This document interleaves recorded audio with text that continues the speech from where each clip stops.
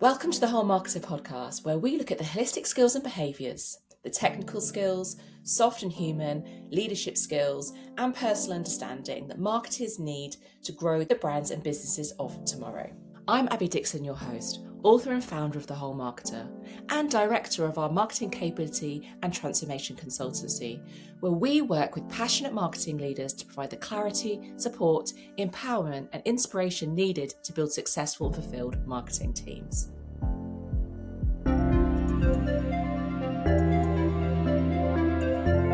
Hello and welcome to the Whole Marketer podcast.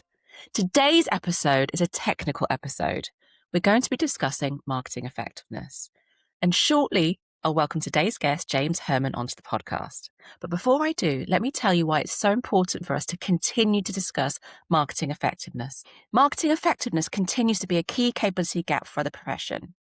If we truly want marketing to lead the long-term commercial agenda, then an essential first step is to build trust and confidence by demonstrating the effectiveness of our investment and how this contributes to delivering commercial, profitable growth in the short and long term. Today's guest is James Hurman. He's a New Zealand-based entrepreneur, investor, and advertising effectiveness expert. He is founder and chair of Previously Unavailable, a creative company that partners with and creates and invests into high-growth startup companies. And he is also the co-founder of several high-profile New Zealand startups, including Tracksuit, AF Drinks, and New and Improved Ventures, a venture studio specializing in AI and SaaS marketing technology companies. James is one of the world's best-known experts on marketing and advertising effectiveness. He grew up in the advertising industry as a strategic planner, and during his career won over 50 advertising effectiveness awards and was named the world's #1 strategic planning director. He is the author of several major data-driven marketing effectiveness studies, including the Effectiveness Code with Cannes Lion and Walk, and the B2B Effectiveness Code, which was done in collaboration with LinkedIn B2B Institute and Walk. He is the author of 2 books, The Case for Creativity and Future Demand, which brings together evidence-based research to help organizations better plan marketing and advertising strategy. He consults to large organizations across the world and is a senior advisor at Lions Advisory, the consulting offering of Cannes Lion, through which he leads creative transformation programs for major global brands. So James, welcome to the Whole Marketer podcast. It's so nice to be here with you. It's so lovely to have you. So we start our podcast with a big juicy question. And today's big juicy question is your zone of genius. It is, what is marketing effectiveness to you?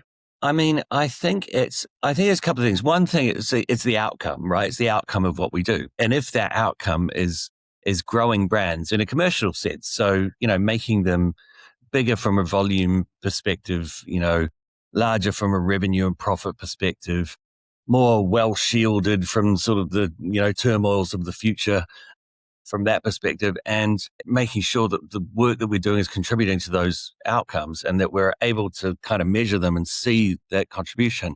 I think is also behind that, the kind of field of effectiveness research and marketing science is really about studying how marketing and advertising really work, right? So getting a better understanding of how our disciplines create those commercial outcomes.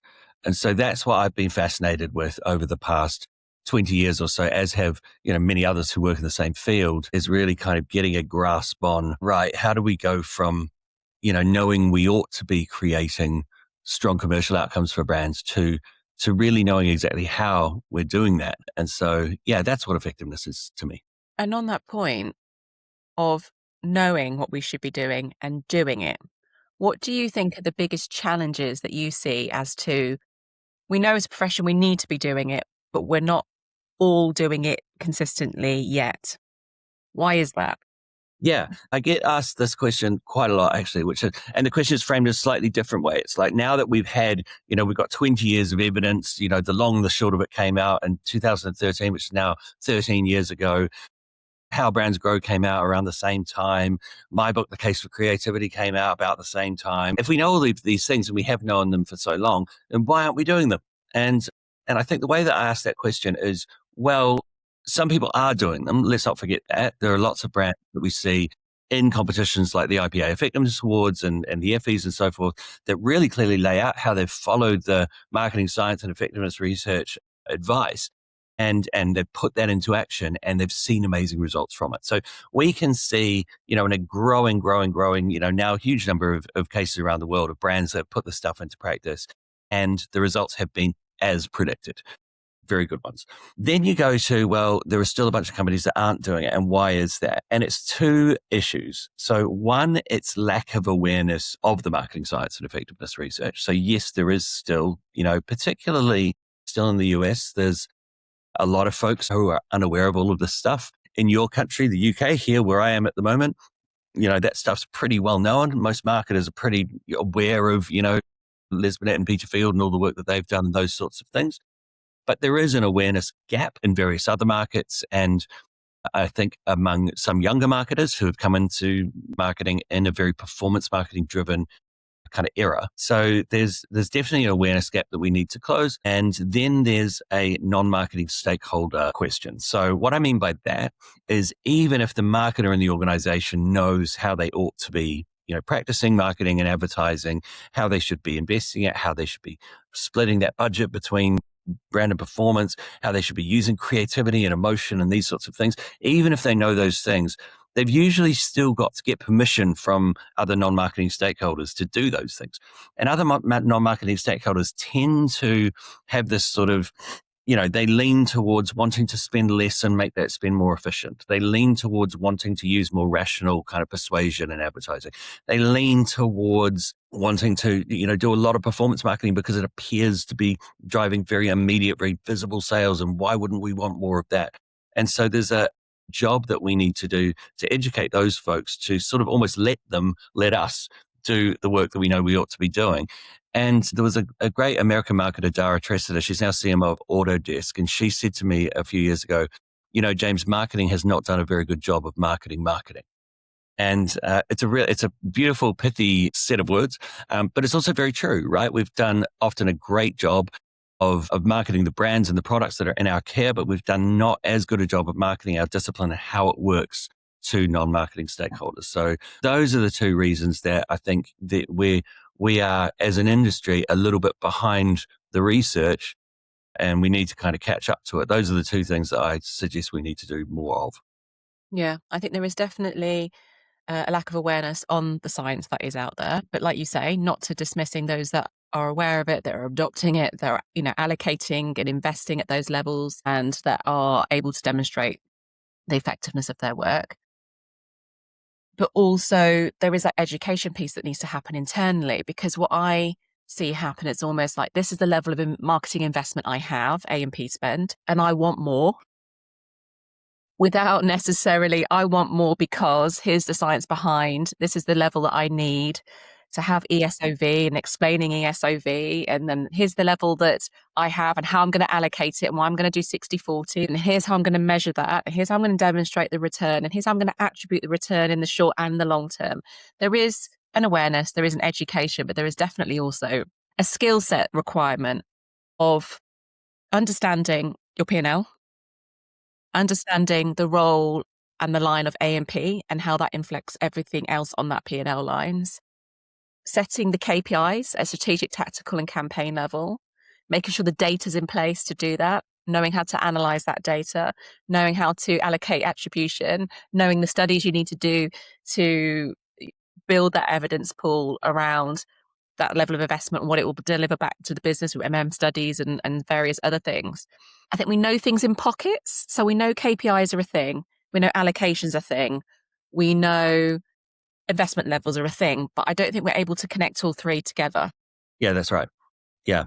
And I think that's largely sort of the mission that I'm on. Like, how do we bring this diverse and kind of distributed knowledge together in a more singular way? That's what my latest book's about, is really like, how do we bring all of these threads, all of these excellent bits of work that have been done by different folks over the years in different places, and they're published in different places. And if we're really clever, and there are lots of really clever marketers out there who have already sort of understood that they're all stars in a constellation, and if they bring them together, they figured out how to sort of set them up. But I thought it would be useful to write a book that kind of brought all of that together in a way that shows how it's one story, right? And how all the pieces of the puzzle fit together. once you understand that, it becomes much more easy. The discipline, marketing science and effectiveness research, these are things which have only really taken off in the last 20 years.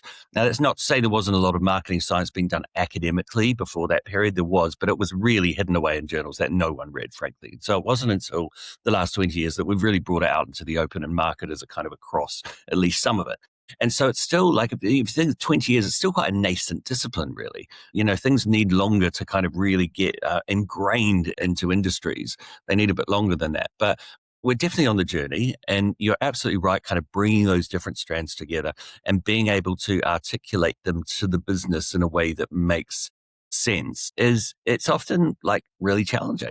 That's sort of the mission that I'm on at the moment, which is in part sort of writing about these things, in part teaching these things through my master's program, in part finding great playbooks, like case studies of CMOs who have actually managed to do this, right? They've brought all the threads together. They've educated their non-marketing stakeholders. They've put everything in place, and then they've seen the very predictable commercial outcomes, the positive ones from doing all of that. And so I think part of it is like we need to be sharing when we've had success as marketers. We need to be sharing that with other marketers in a way that they can pick that up and kind of apply that themselves. Because there's nothing better, you can read about in books and stuff, but there's nothing better than seeing someone who's actually done it, who's in your shoes, right? And they've got the same sorts of stakeholders that you've got.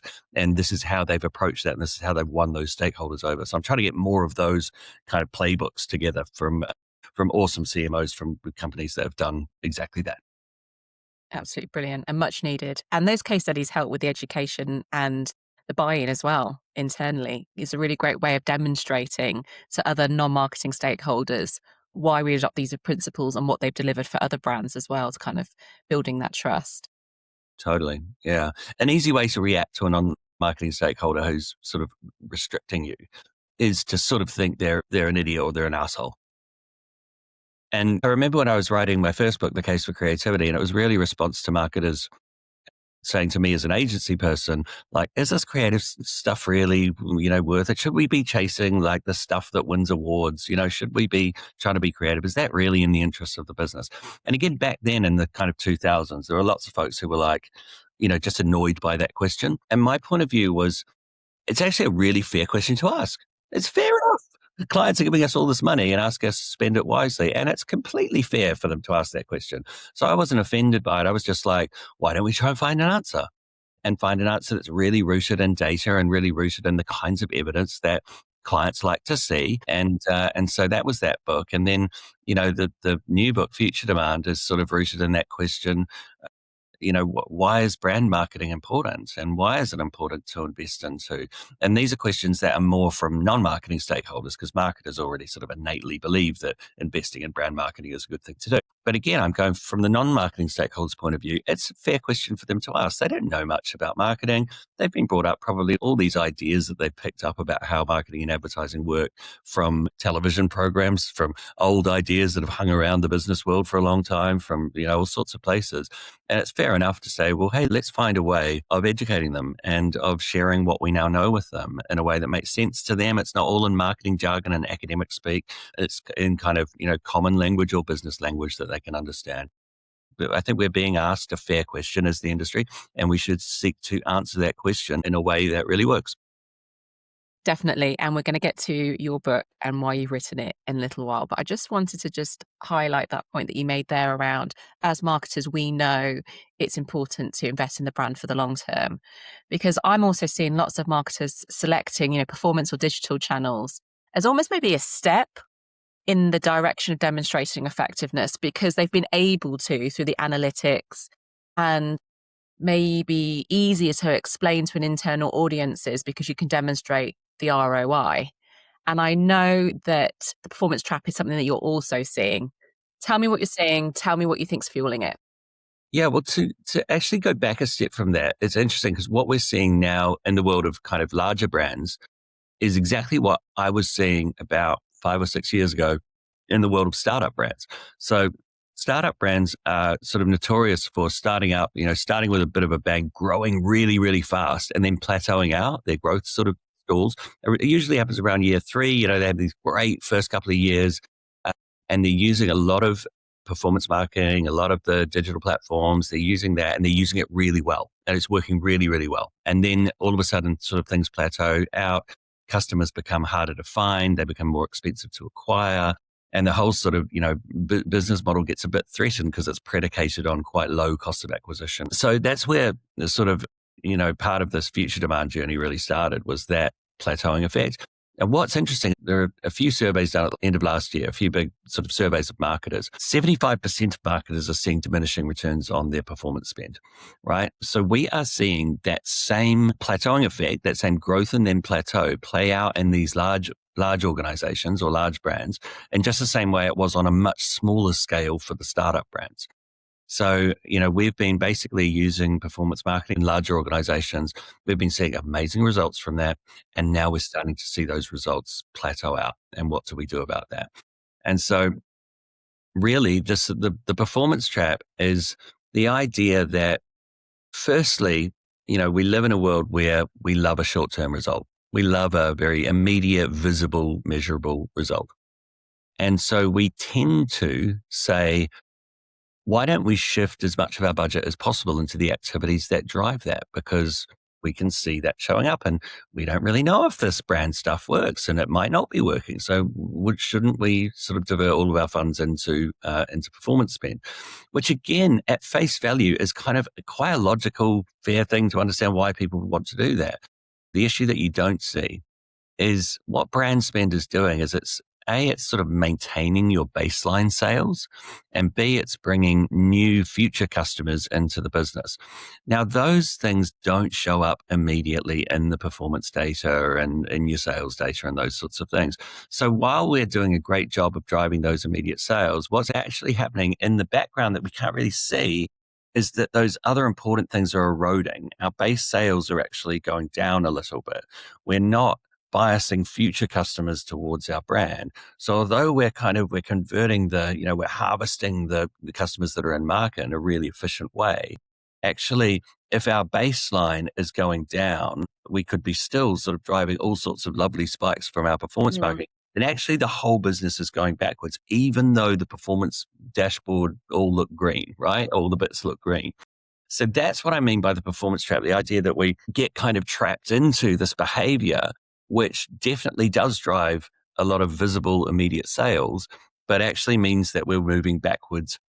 If we look at the sort of overall ROI of our marketing, if you take that overall ROI on an annual basis of everything we do, not just the performance marketing and the ROAS, but everything we do, what we actually see if we're being too performance centric, and by the way, also if we're being too brand centric, if we're not doing enough of that kind of conversion of the current customers in the market, if we're leaning either way too much, the overall ROI is actually lower than when we're doing these things in a balanced way.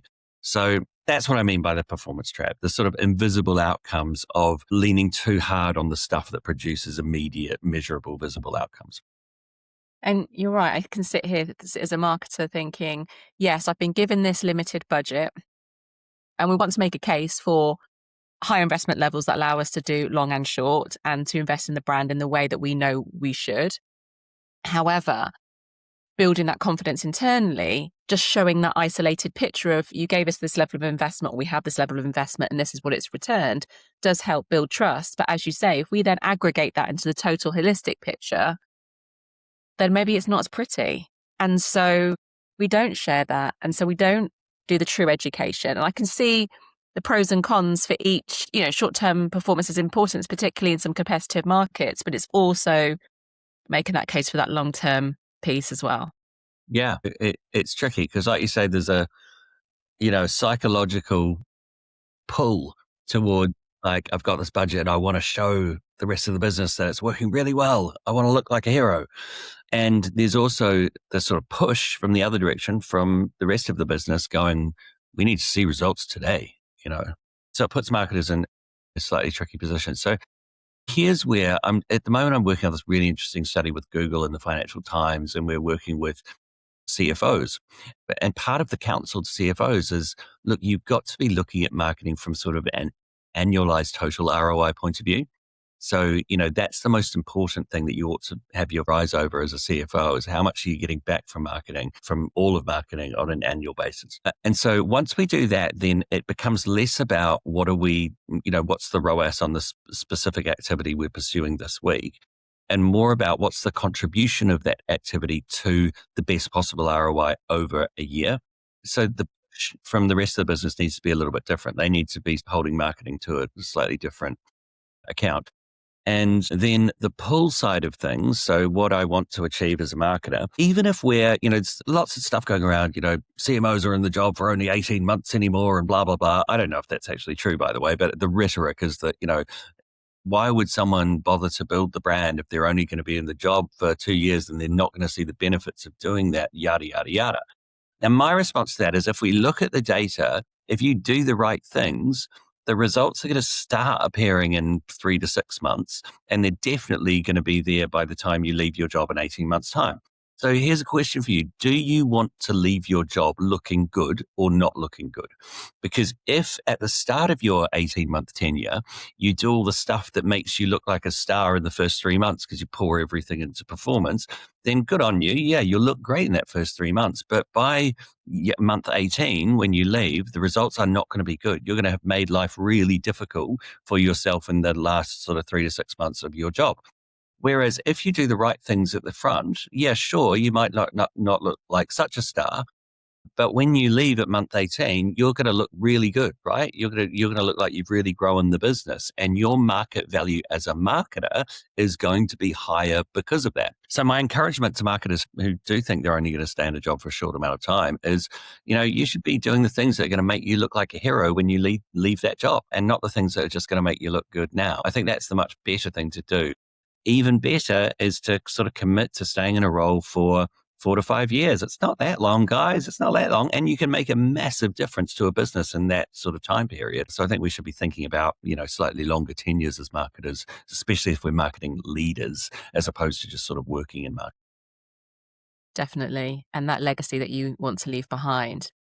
But as you say, there is a tenure issue. In fact, previous episodes that we've done recently around the job market and tenure in role is not as long as we had historically and would like it to be, as you say, to have that longevity in role that allows you to set the strategy, to kind of set the vision of where you want to take it, deliver that growth in a long-term sustainable way, get the brand and the business and the team to a better place before you move on to your next challenge and next opportunity.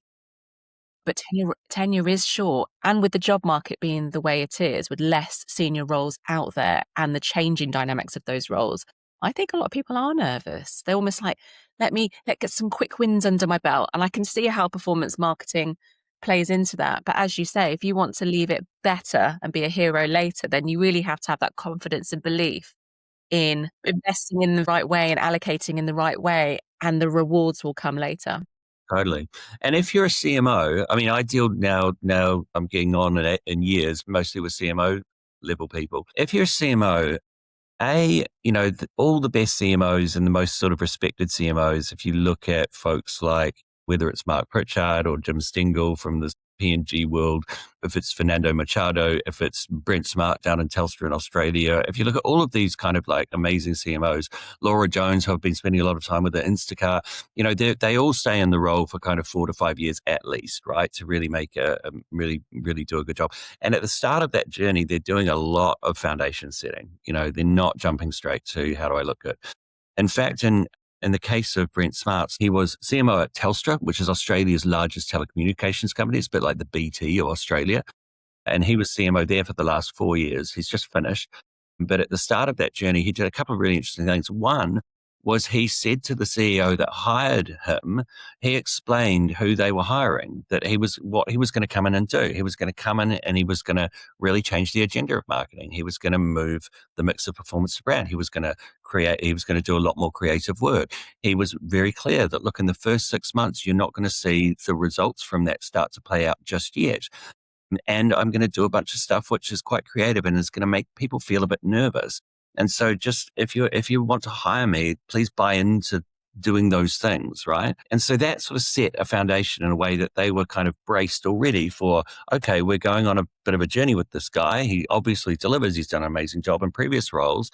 but we're buying into the fact that we're not going to sort of make many judgments until he's been here for sort of, at least 6 months or maybe a year or whatever before we kind of, and so he sort of bought himself a little bit of room to not have that pressure of like, I've got to come in and immediately sales have got to go up or profits got to go up or whatever it might be. So I think that was really smart. And Laura, my friend at Instacart, when she got into the role, it was very much a case of taking the CEO and the CFO on the board, what she described as more of a venture capital pitch than a marketing pitch. So she really kind of did an excellent piece of work where she mapped out what would happen if she invested in this way and built the brand in that way and what the projected financial outcomes would be from doing that. And so she really worked with those folks, educating them on here's what marketing is sort of predicted to return under these set of conditions. I'm going to implement that set of conditions and we're going to track things on that basis rather than them, and again, that's a long-term thing, rather than her going and doing one campaign, that one campaign doing well or not doing well and being judged into that. So I think for CFOs, this really kind of this first 90 days in the job, and even before that first 90 days in Brent's case, are really about making sure you set the foundations that are going to enable you to succeed. And that's really about working with those non-marketing stakeholders, the leadership of the business, to make sure that they understand what you're doing and why you're doing it. Because if you do a good job of explaining that, they're smart people. They're going to get it, right? It's not going to go over their heads, but it is on you to do that foundation setting. You've really got to get into the role and do that. And if you do a good job of that, boy, the rest of the 4 or 5 years is a hell of a lot easier than if you're chasing your tail, just trying to kind of one by one do a campaign, hope like hell that it, not bats it out the park and being judged entirely on those singular campaigns. Such a great piece of advice. It's that expectation setting and also education about what's going to happen and what I'm going to do and what you're going to see. And that level of confidence in building that confidence with them in that it will feel different. And there may be periods where you think, what's happening? But it's coming. And the level of confidence that you need to build to do that is really quite something. So yeah, really great piece of advice. Yeah, the confidence is there. But do you know what makes confidence improve? Knowledge. Yeah. It's really interesting. So I was having lunch with someone last week who'd done the Master of Advertising Effectiveness program that I teach. And I was asking her, what did you get out of it? How did you put it into effect when you in your role, stuff like that. And she said to me, the number one thing was just actually feeling more confident. Like now that I had all the information, all the knowledge, as you say, I felt like less that I was kind of making it up as I go along. I felt that the things that I was saying were much more defensible because if people ask the question, well, what's that based on? I now have the kind of data and the evidence to go back to. And improving your confidence as a marketer by improving the amount of knowledge you have, the amount of education you have, your awareness of kind of where is the evidence that proves this means that in marketing or in advertising. You can build your confidence. Confidence is not like a bravado thing. It's not like, can I get more confident by talking more loudly and waving my hands around more or whatever, right? Yeah. Confidence is built sort of from inside. Like if I educate my brain, I'm going to feel a lot more confident delivering that to others. And so I think that's an important thing because I think confidence, sometimes we feel like, well, some people are confident and some people aren't, or confidence is this bravado thing or whatever, but it's not. You can build your own confidence. And one of the best ways to do that is with the knowledge, is with a bit of education, is diving in and really kind of getting to know what's what. Couldn't agree more. Obviously as somebody who trains marketers, also who runs a capability and transformation consultancy, who is forever highlighting the holistic skills. If I look at someone that's like, oh, I'm lacking confidence, and it's like, what are your strengths? What do you know? What do you bring? And getting really clear on that. And then what are your areas that you don't know and you need to know, and you will educate and not, build that knowledge in. Like I would say knowledge is power. It really is. But also having enough knowledge that you can have the humility to say, and humility we should have anyways, but I do feel like it comes easier when you can say, I don't know that because I know all of these things. Tell me more. Versus coming from a place of really lacking the confidence and not having the knowledge on a lot of areas and then going, I don't know. Whereas if you go, oh, actually, I don't understand that. Tell me more, because guess what? I've got a list of 20 things that I'm really knowledgeable about. I'm going to ask you about the one thing I'm not. It gives us the humility and the confidence to ask about the thing we don't know. And then you get this compound effect, because guess what? You then know that other thing as well, and you could add that to the list. So yeah, knowledge is power. Knowledge is absolute power. People love being asked to share their knowledge, right? And I think that is, you're pointing to such an interesting thing, which is like the people are so scared to ask questions, and you'll have the same thing in your work as I do in mine, when you sort of go, does anyone have any questions? And, everyone sits there very meekly and is very nervous to ask a question that might betray the fact that they don't know something that they should know. It's often like the smartest people that ask the dumbest questions, because they're sort of, they're unafraid to kind of go, well, there's a gap in my knowledge. Like, please tell me more about that so I can fill that gap, as opposed to this fear that there's a gap in my knowledge. Oh my God, someone's going to find out that, and I really should know that. And yeah, it's, we need to get way better at like asking questions and having that confidence to do so. Did you know that The Whole Marketer is not only a podcast and book, but also a marketing capability and transformation consultancy, with trusted partners to many leading household brands, empowering their marketers with the holistic skills and behaviours through our training courses, workshops and leadership programs, providing support and fulfilment through coaching, mentoring and our trusted advisor work, and providing inspiration through our talks and keynotes. We work with passionate marketing leaders, helping them define and gain that all-important clarity through vision setting and strategy development. Through our capability consultancy, we define the future role of marketing, define the required skills and behaviours, the ways of working, infrastructure, processes, and much, much more to ensure your team are able to deliver against that future role aspiration. We partner with you through each stage of the transformation journey to step change not only your team's capabilities, but also to empower those marketeers in your care to lead that long-term commercial agenda and deliver on the true potential of marketing. So if you're a passionate marketer or marketing leader who wants to develop themselves and the marketeers in their care holistically to help them not only be successful in what they do, but also fulfilled, then we're here to help. Find out more at thewholemarketer.com. Right, let's get back to that conversation. Now, in that space of knowledge, you have a lot of knowledge, James, in future demand and current demand, and your book that's come out, which I've read. Love it. I love how it summarizes all the key concepts and gives case studies, which is really reflective of the conversation that we've had so far. Tell us, what drove you to write this book? But also, can you explain more about the current demand and future demand and the importance of that for marketers? Sure. So let's actually start with the second part of that question. So yeah, for anyone that hasn't yet heard about the idea of future demand, I'll explain it to you in this way. So when I talk at conferences, I do this thing with the audience where I say, I want you to put up your hand if you're currently looking for a new mobile phone. You're going to buy yourself a new mobile phone in the next kind of, week or two. And always a couple of hands go up. And then I say, okay, I want you to put your hand up if you think you'll buy a new mobile phone sometime in the next 2 years.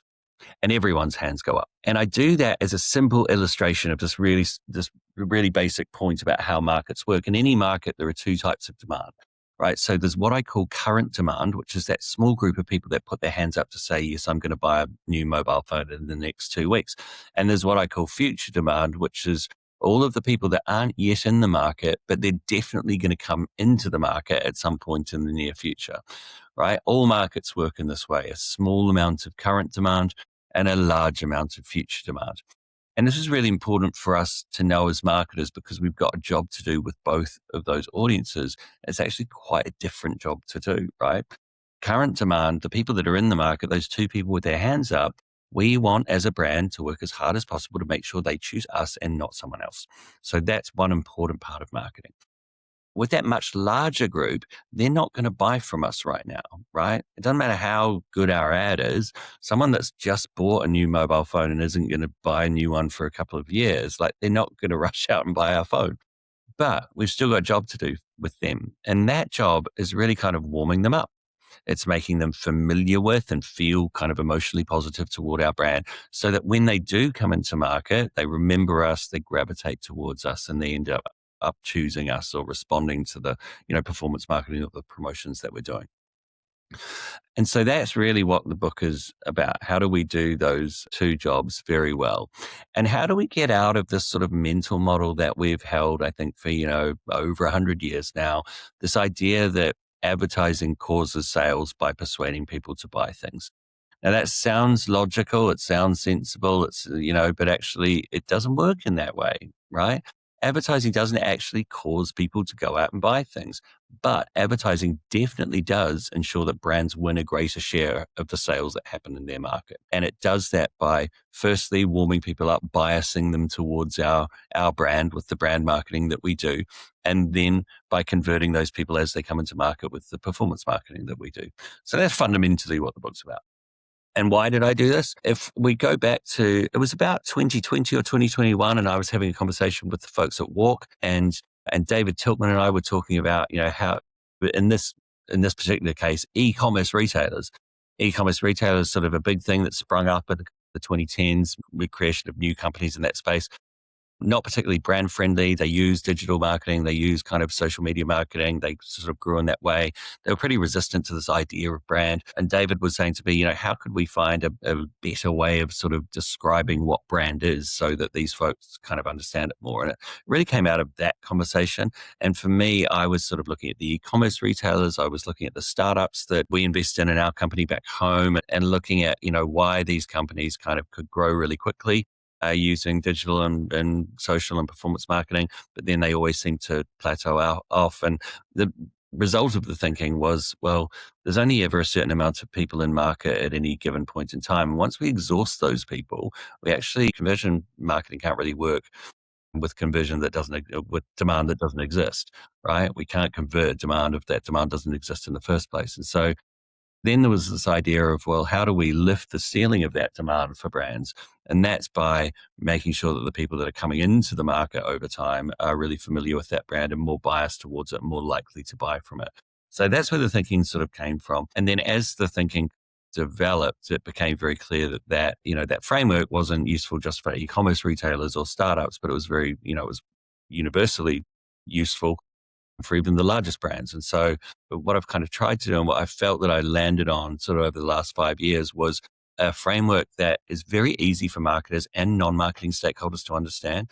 It's very easy for them to kind of go, oh, now I see why we do brand marketing, right?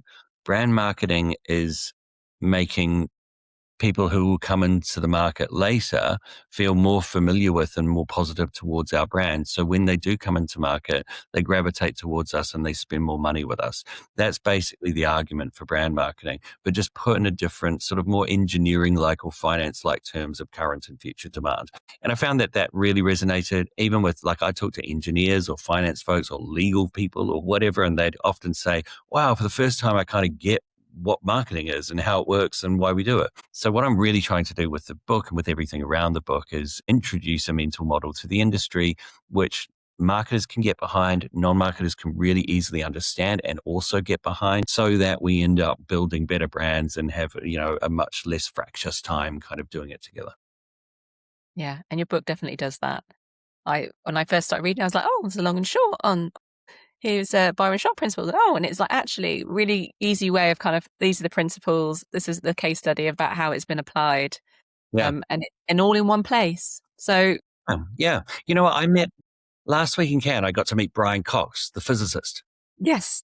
And Brian Cox is an incredible science communicator, right? So Brian can take the most complicated physics concepts and talk to you about them in a way that you go, right, I totally get that. I understand that. And he's just a genius at it. And I was so excited to meet him because what I'm trying to do with my work, I'm more marketing science communicator than I am marketing scientist. Like, I do a lot of my own research, but I'm much better, I think, where my sort of superpower is being able to explain that stuff in a way that it really hits, people get it and they can apply it more easily.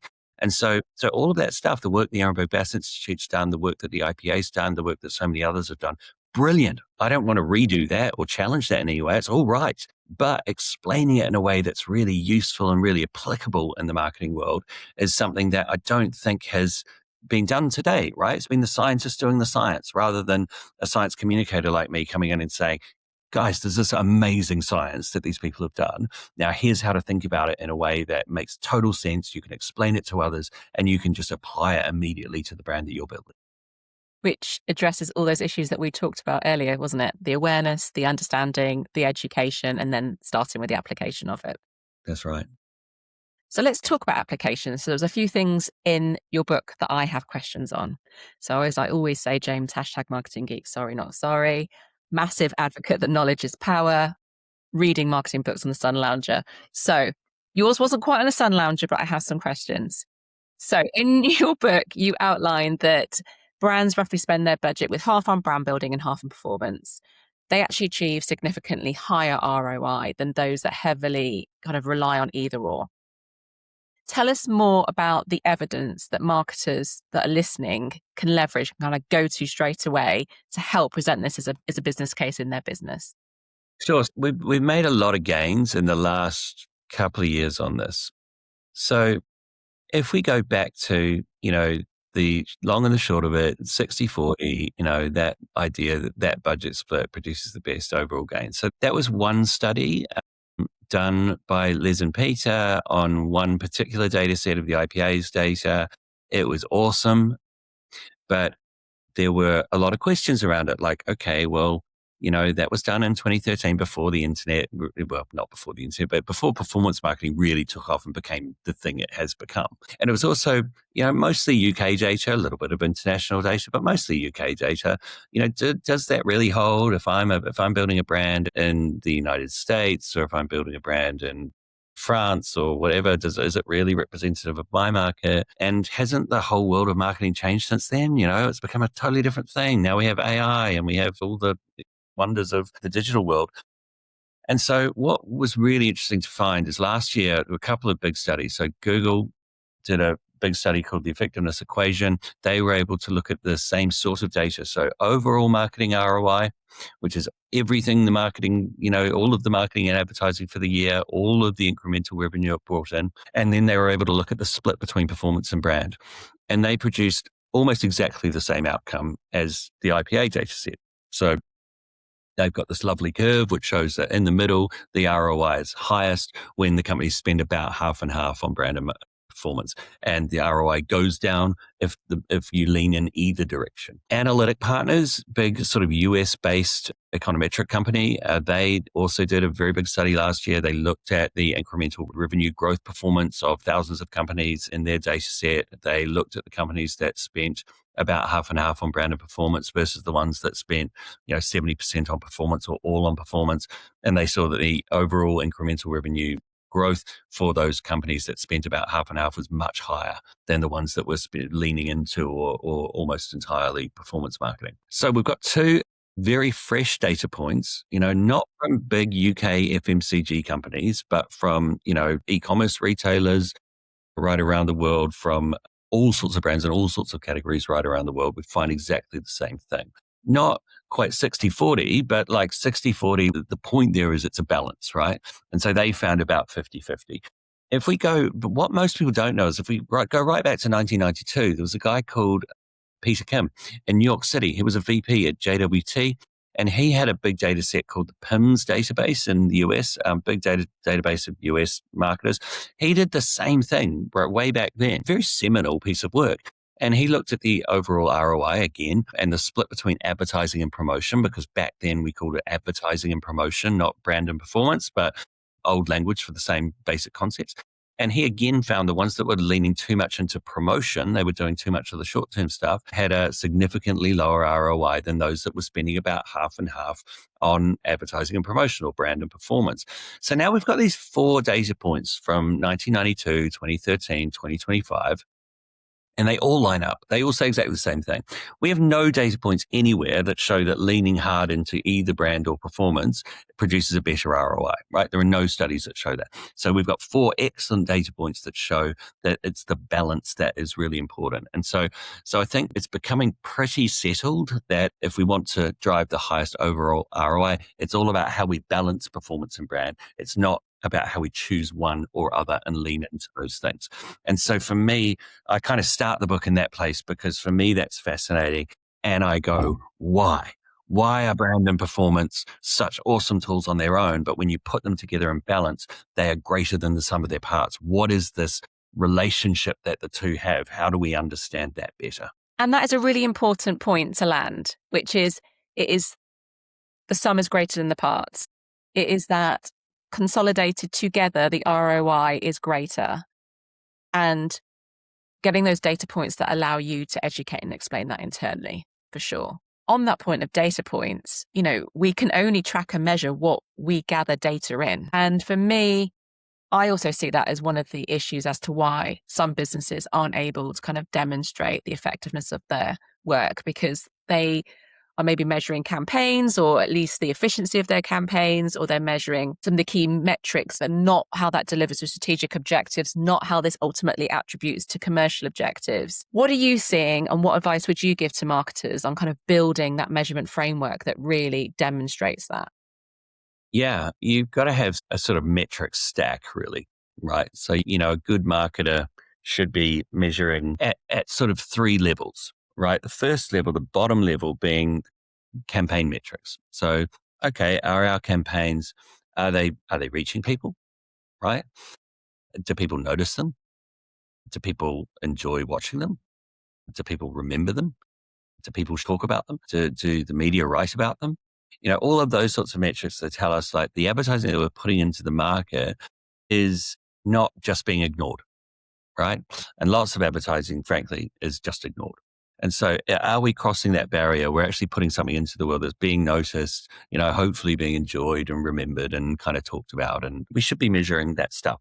Now, of course, those metrics don't tell us yet whether the campaign actually did anything. It just tells us whether our advertising passed that first sort of hurdle of actually being noticed and, being a part of the world. And then we've got a second set of metrics, which are called interim metrics, which basically are our brand metrics. Like, are we growing our awareness and consideration and preference over time? How do people feel about our brand? What do they associate our brand with? Those sorts of things. Or behavioral metrics. So are we driving the sorts of behavior that we want to drive? So that behavior might be people using our product in a certain way, or buying it from certain places. Or if we're trying to change behavior in social context, are we achieving doing that sort of stuff? So those are interim metrics. And they're called interim metrics because they're in between the campaign metrics and the commercial metrics. So at the top of our stack, we've got commercial metrics. Commercial metrics are, are we making sales? Is our revenue growing? Is our profit growing? Is our market share growing? These sorts of more commercial outcomes that our CFO and our board are most likely to be interested in. Now, what we've got on the performance side is we've got the top and the bottom really well. So we can see how many people clicked on our ad, and how many people liked our ad, and how many people shared our ad, and all that kind of stuff. And we've got some sort of commercial metrics at the top. What was our conversion rate? Did this convert into a sale? Those sorts of things. But what's missing from that is that more holistic sort of longer term view. And what's missing from it is the middle set of metrics, interim metrics. And so what we also need to be keeping an eye on is, are we growing the brand over time? Not just did this ad to create a sale, but has our marketing in general grown the awareness and consideration of our brand? And is that translated into growing base sales, growing profit, growing market share over time? So we need to also be, very aware of that. It's easy to kind of boil it down to like, we need a performance dashboard and we need a brand dashboard. And so we ought to be, of course, we should be looking at our performance metrics and those sorts of things. And we've all got those dashboards set up very well by now. But we also need a brand dashboard alongside that. And so brand tracking is the answer to that. Most big brands are doing brand tracking. But a few years ago, I started a company called Tracksuit.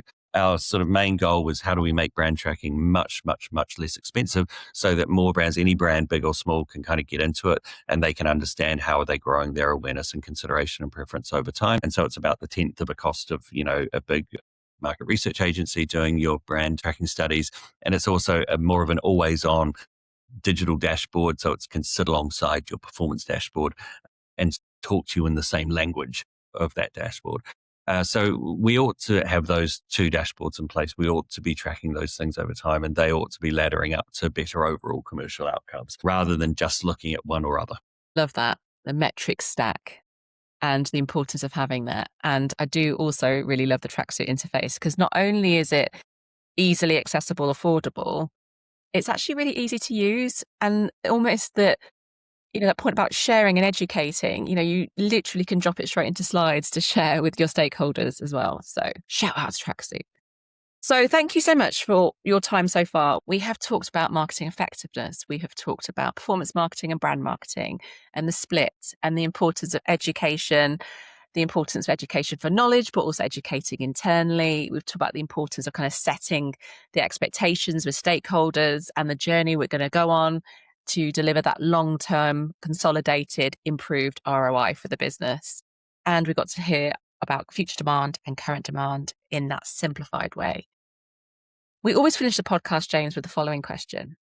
What one piece of advice would you give to marketers of tomorrow? I think it would come back to what we were talking before, which is that confidence comes from knowledge.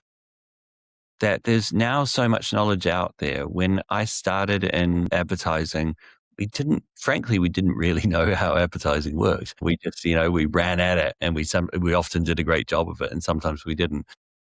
My advice to kind of future marketers is we now know so much. We know how advertising works. We know how marketing works. There are very good people educating in this space and writing in this space and researching in this space. And I would say just make it your mission to know this stuff. Like it's an absolute gift that we now have all of this information. And it makes you as a marketer a way better marketer when you know it, and not just a better marketer, but a more confident marketer. You can have the conversations with whether it's your team or your non-marketing stakeholders or your agency or your client or whoever you're talking to. It makes it much easier to have those conversations. And so I think, future marketers, today's marketers are just working in an industry that I didn't get to work in at the start of my career, which is one that really knows what it's doing. And the more that you are a part of that, the more successful you're going to be as a marketer, the better career you're going to have, the more valuable you're going to become. And so I would just say, get across the knowledge, like learn it, soak it up, and put it into action. That's a great piece of advice. And thank you again for your time on today's podcast. So welcome.